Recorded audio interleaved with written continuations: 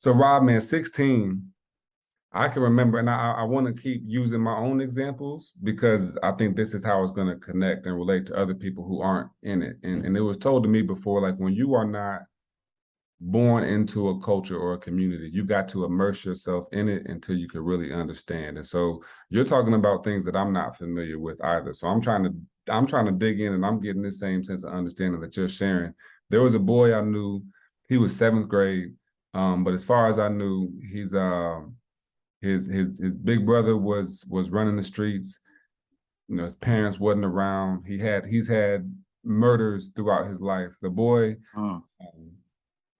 he fell on some hardship himself. Seventh grade, he's probably in ninth, 10th grade now.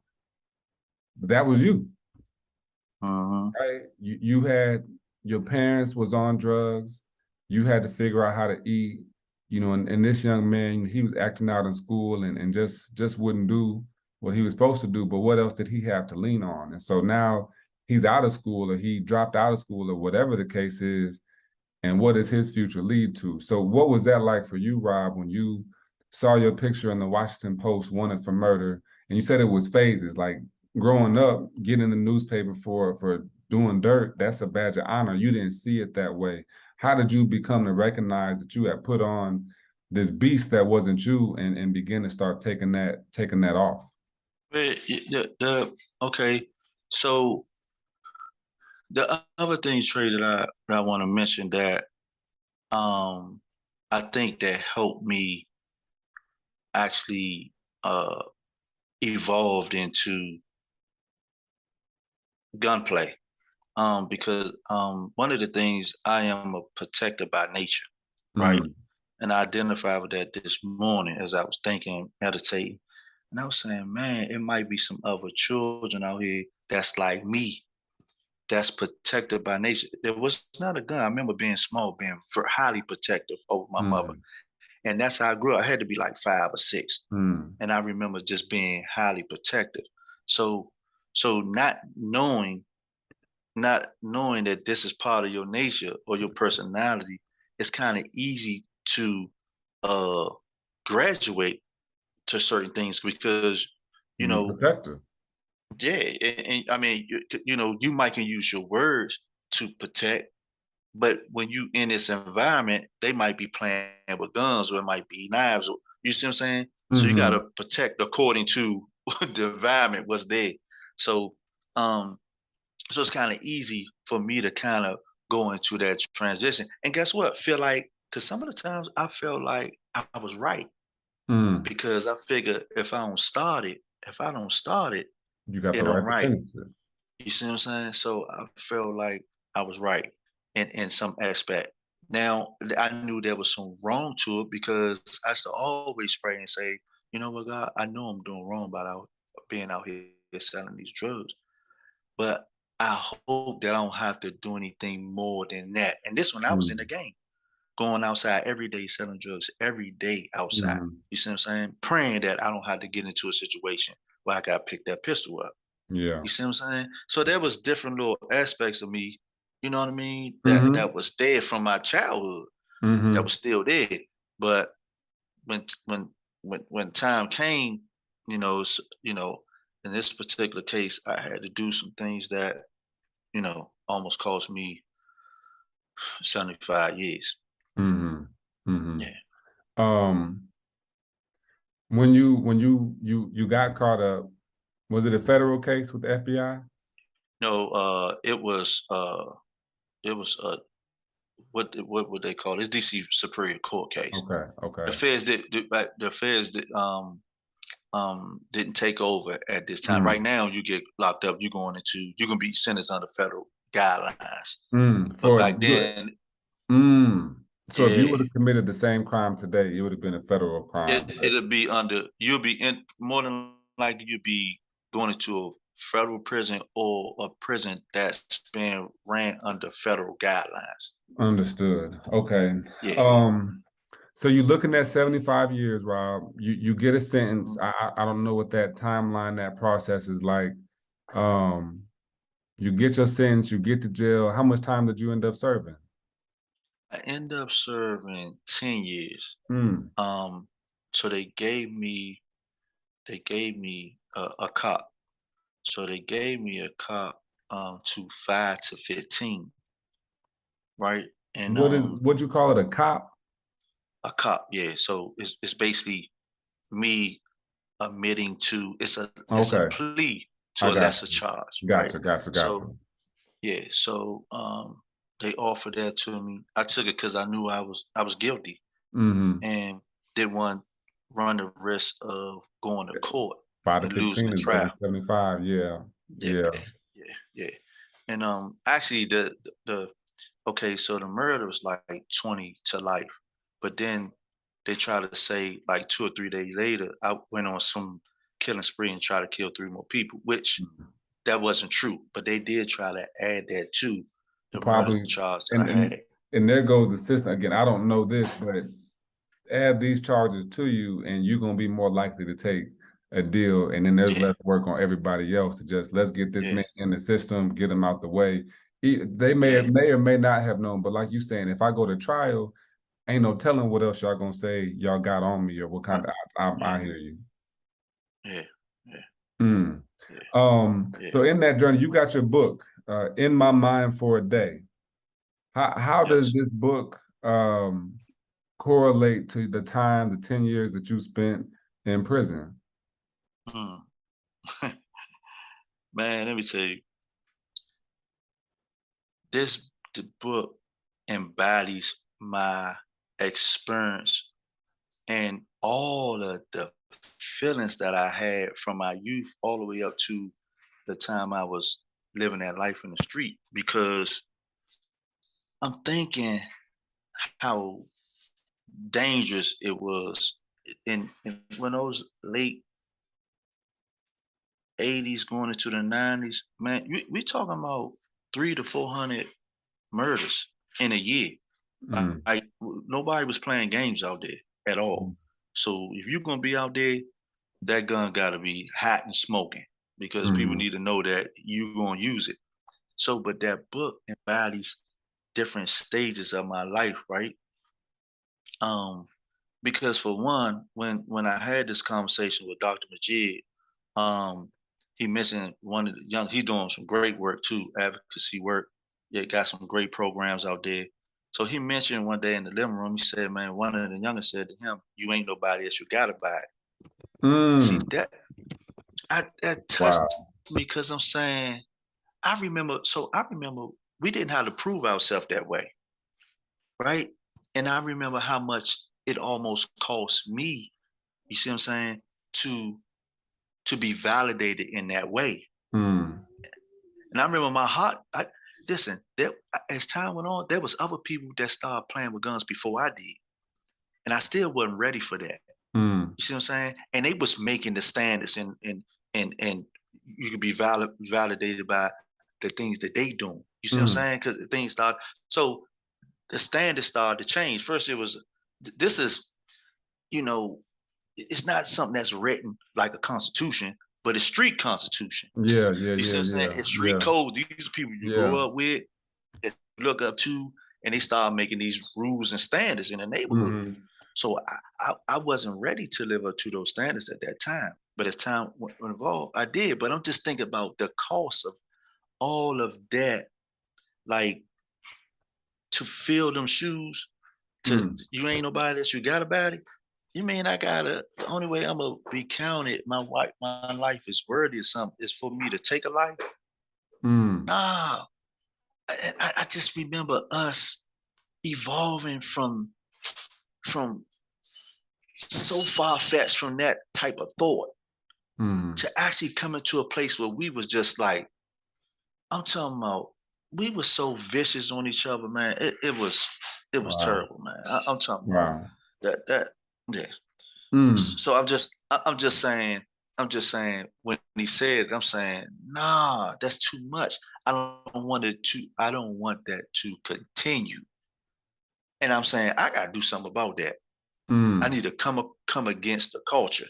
No, this can't be your standard. I'm telling you, listen, I'm, let me tell you something. If anybody got credibility, I got credibility to come back and tell you, say, man, that ain't nothing for you to live by. I'm telling you, I'm kind of one of the people that is many people that pioneered this. So I'm not saying I'm a pioneer, But but in my you're, neighborhood, yeah, I'm part of it. So I'm yeah. saying I'm one of the ones that could rightly come back and say, "Sure, they don't belong to you. That's a burden that you can't carry. That's a debt that we gave to Mm, y'all that it don't belong to you. mm, You don't need to carry it. It's mm. not yours to carry. Don't hurt none of this garbage that we didn't say. All that murder game and all that. Nah, it's unfair because it wasn't no murder game for us coming up in the 70s, in the early 80s. We wasn't doing that. You see what I'm saying? So Mm. no, it's not yours to carry. So that's what that Yeah, book that book, man. man, is just These are Rob. These are generational curses you breaking, man. And I think about curses that are on my family, and curses that are on other folks' family, whether it's disease, infidelity, jail time. Like there's so many things that we face. And what I admire about you, Rob, is that I had a coach that said significance is when you help yourself, significance is when you go beyond yourself. As I sit here, I think about breaking the generational curses of my family to stand on top of their shoulders and bring more people up. Now, and as I think of that, I think of my family first, but I think of the people outside the family who can be impacted as well. And what I'm seeing with you, Rob, is that you're making it your duty and responsibility to break the curses of not just the people in your house, but the people in your neighborhood. And that is powerful, Rob, because while I have a family history to look back upon, and I have stories that I can be told about my grandfather in 1955 going to college, some of the boys that you writing to don't have an elder that can lean on that's not in this game. And right. and that's crazy to me, Rob. I think just a couple more pieces. I was having another conversation yesterday about reality. And it was my guy was saying there's only one reality. I'm like, look, man, I hear what you're saying. I know that everything that's going on in the world is happening at the same time, but my world ain't nothing like what's going on in your neighborhood. I don't even know Yeah, what your reality is like. And so it yeah, may yeah. be true. It's your truth, but it's not my truth. And it's not the Hmm. truth that I live. So thank you for bringing this to light, man. And if I could just have you do one more um the presentation for me, a dramatic presentation, the way you put that suit on, Rob, and I'll spell some of the pieces out for folks. You kind of told us the story, but you were a nice boy. You were a nice boy that liked to go fishing. Your hand was forced and you had to go out in the streets. And when you started going in the streets, you started putting on a body of armor, a beast. Can you talk about how you became, you kind of built up that beast, but just how that beast acts, how that beast looks, and then how you got to dismantle that beast and become Rob King again. Yeah, that's I tell you one thing, it's funny because how I became Rob King is that penitentiary time. You know what I'm saying? Yeah, that time make you think, man. Them walls, man. That cell ain't but so big, Trey. And I'm telling you, that silence begin to speak to you loudly. Like, dang, how I get in this jump? At first, you go through a stage of, I probably could have did it differently. But then as you in there longer and longer, you start thinking, man, why did I choose to make these certain moves that get me to land me here? Then you start thinking about all the people that kept trying to deter you on Mm-hmm. your journey. You know what I'm saying? But putting on those pieces, it just came with the territory. You know what I mean? Yeah. Almost like good boy gone bad type thing. Mm-hmm. Because it goes bad because that life you get into is bad. Mm-hmm. So you gotta be bad. I tried my best. I was praying. Trey, I Mm. was praying. God, don't bring the trouble. All I want to do is sell these drugs, make me some money, give me some clothes, have some fun. You see what I'm saying? Keep it going. Get Yeah. the girls. That's it. Right? But the game became more treacherous, more dangerous.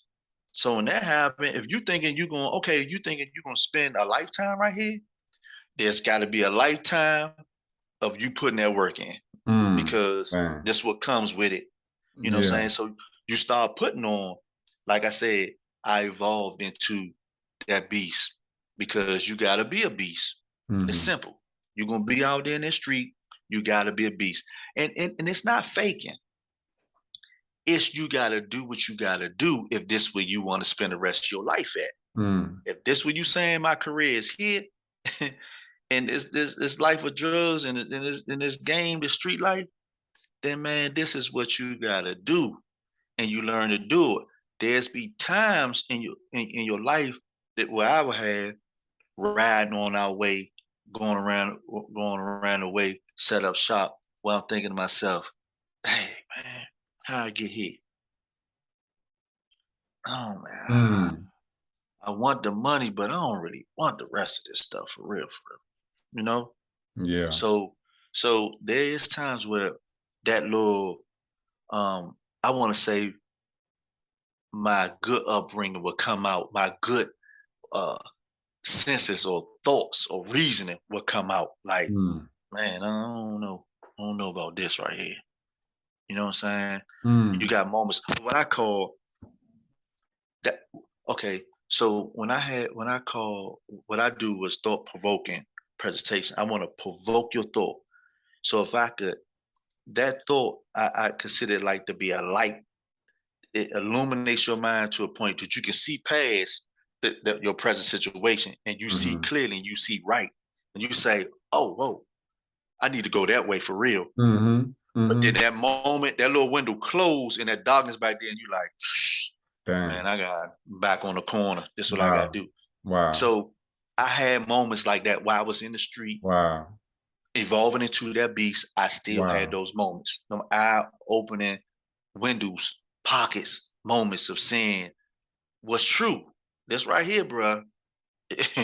This ain't gonna last long. This got a bad end. You know what I'm saying? Mm-hmm. So that's what I try to offer the kids through my Yeah. presentations. Those just thought provoking Yeah. presentations. Yeah. Yeah. Yeah. Yeah. Yeah. Yeah. Wow. Wow.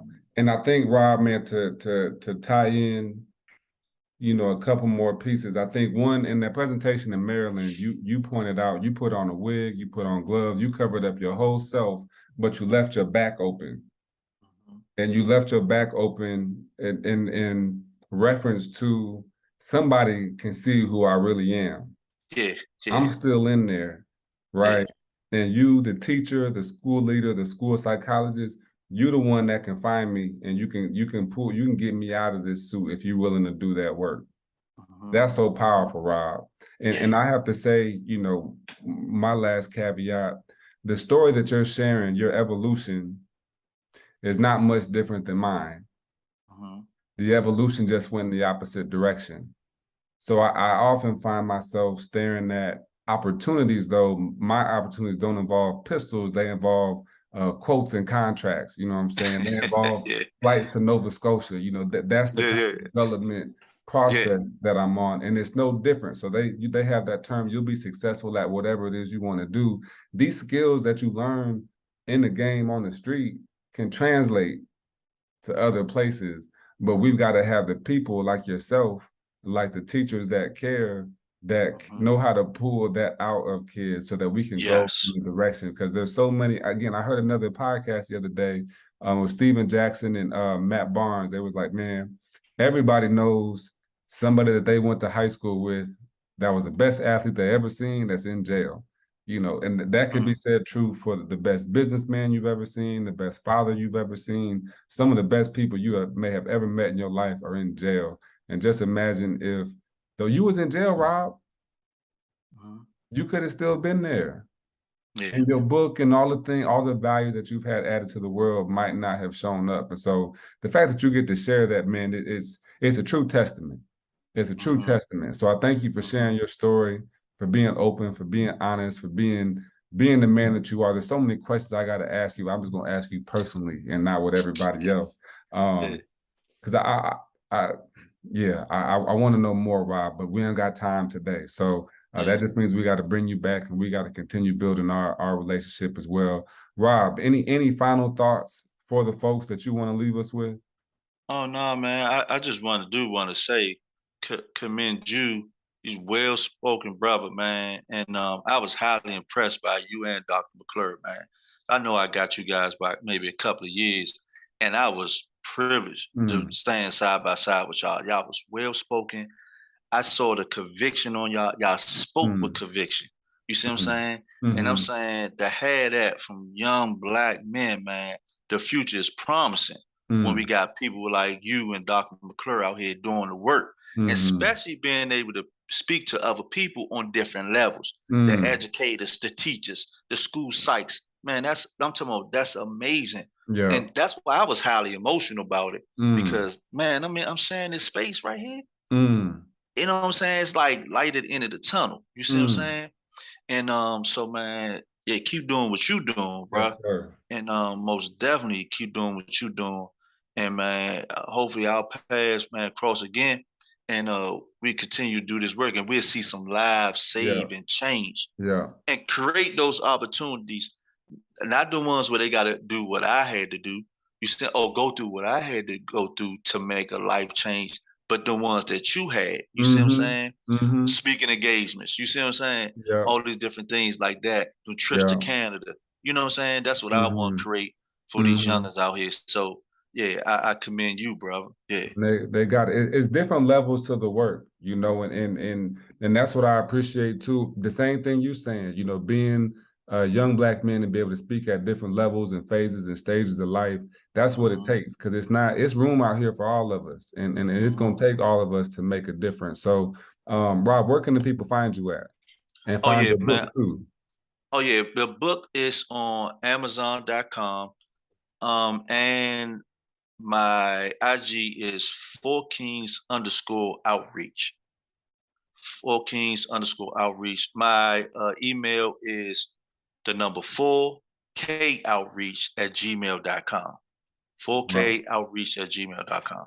Right on. And I'll make sure to include those links in the description of the video. Check out In My Mind for a Day on Amazon.com by Rob King. Rob, it's been such a pleasure. If you like this episode, share it with the educator who needs to hear it.